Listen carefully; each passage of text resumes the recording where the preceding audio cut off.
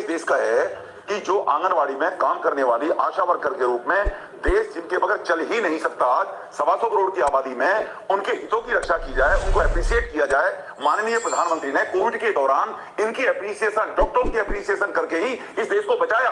क्योंकि हमारे यहाँ पीठ पर हाथ रखने से व्यक्ति ज्यादा मददगार साबित होता है, जान भी देने को तैयार हो जाता है। और विपक्ष का एक भी सदस्य इस मुद्दे पर, इस सेंसिटिव इशू पर इस सभा से गायब है। इससे बड़ा शर्मनाक बात सभा जी को हो ही नहीं सकती है। हमारे समाज के अंदर भारत जैसे बड़े देश में जिसकी पॉपुलेशन इतनी ज्यादा है और जिसका इंफ्रास्ट्रक्चर कुछ पहले से कम था और कुछ खाली जगह घोटालों में, जो लंबे समय तक 60 साल में देश में घोटाले हुए, तो वो सुविधाएं उन गरीबों तक नहीं पहुंच पाती थी, जिनमें पहुंचाने के माध्यम से ये आंगनवाड़ी के माध्यम से, ये 3 प्रकार के काम आंगनवाड़ी के माध्यम से ये हमारी बहनें करती हैं, जो बड़े लार्ज स्केल पर करती है। पहला तो ये कि बच्चा स्कूल जाने से पहले उसको एजुकेट किया जाए, 6 साल तक के बच्चे को, उसको पोषण उसका ठीक हो, न्यूट्रिशन वगैरह, डाइट वगैरह उसको बड़ी प्रकार से मिल सके, और उसका स्वस्थ अगर बच्चे का ठीक रहेगा तो अच्छा वो देश का नागरिक बनेगा, तो देश को आगे ले जाने के लिए वो काम करेगा। हमारे देश में गरीबी ज्यादा होने के कारण से, इंफ्रास्ट्रक्चर ज्यादा ना होने के कारण से, इस आंगनवाड़ी के साथ मैं ये जरूर बोलना चाहूंगा सरकार से कि इस प्राइवेट मेंबर के बिल में ये भी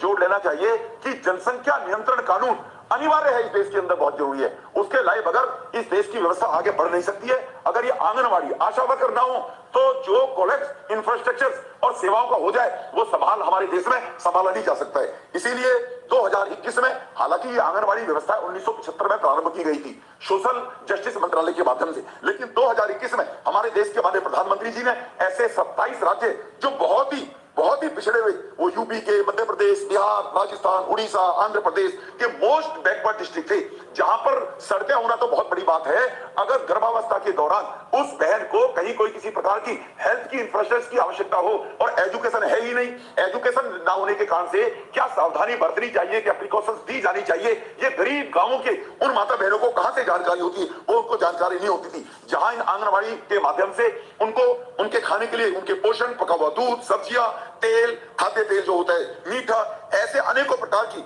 उनके गर्भावस्था के टाइम में जो डाइट दी जाए, जो इन आंगनवाड़ी के माध्यम से, सामाजिक कल्याण मंत्रालय के माध्यम से की जाती है, जिससे वो अगर स्वस्थ बहने रहें और उनके स्वस्थ रहने के कारण से उनको वो सर्विस जो प्रोवाइड करने का काम करती है वो आंगनवाड़ी वर्कर ही सर्विस करती है।